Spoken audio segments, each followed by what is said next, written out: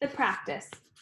Matilda found the house empty as usual. Her father was not back from work, her mother was not back from bingo, and her brother might be anywhere. She went straight to the living room and opened up the drawer of the sideboard, where she knew her father kept a box of cigars. She took one out and carried it to her bedroom and shut herself in. Now for practice, she told herself. If it's going to be tough, but I'm determined to do it. Her plan for helping Miss Honey was beginning to form beautifully in her mind. She had it now in almost every detail, but in the end, it all depended upon her being able to do one very special thing with her eye power. She knew she wouldn't manage it right away, but she felt fairly confident that with a great deal of practice and effort, she would succeed in the end. The cigar was essential. It was perhaps a bit thicker than she would have liked, but it weighed just about right. It would be fine practicing with.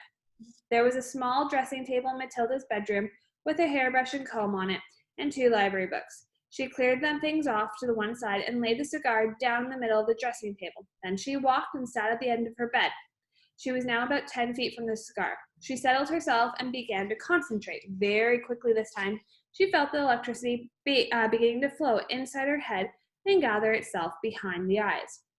And the eyes became hot, and a million tiny invisible hands began pushing out like sparks towards the cigar. Move, she whispered to it, and to her intense surprise, almost at once the cigar with its little red gold paper band around its middle rolled across the top of the dressing table and fell upon the carpet. Matilda had enjoyed that. It was lovely doing it. It had felt as though the sparks were going around and around inside her head, flashing out of her eyes. It had given her a sense of power that was almost ethereal. And how quick it had been this time, how simple. She had crossed the bedroom and picked up the cigar and now put it back on the table. Now for the difficult one, she thought. But if I have the power to push, then I surely also have the power to lift. It is vital. I learn how to lift. I must learn how to lift it up in the air and keep it there. It's not that heavy of a thing, a cigar. She sat on the end of the bed and she started again. It was easy now to summon the powers behind her eyes. It was like pushing a trigger in her brain. Lift, she whispered. Lift, lift. At first, the cigar started to roll away, but then with Matilda concentrating fiercely, one end of it slowly lifted up about an inch from the table. With a colossal effort, she managed to hold it there for about 10 seconds, and then it fell back again. Whew, she gasped. I'm getting it. I'm starting to get it.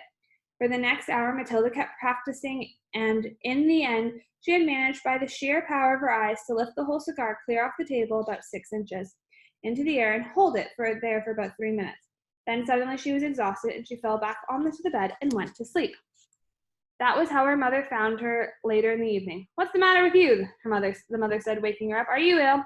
Oh, gosh, Matilda said, sitting up and looking around. No, I'm all right. I was a bit tired, that's all. From then on, every day after school, Matilda shut herself in her room and practiced with the cigar, and soon it began to come together in the most wonderful way. 6 days later, by the following Wednesday evening, she was able not only to lift the cigar up into the air, but also move it around, exactly as she wished. It was beautiful. I can do it, she cried. I can really do it. I can pick up a cigar up just with my eye power and push it and pull it in the air any way I want. All she had to do now was put her great plan into action.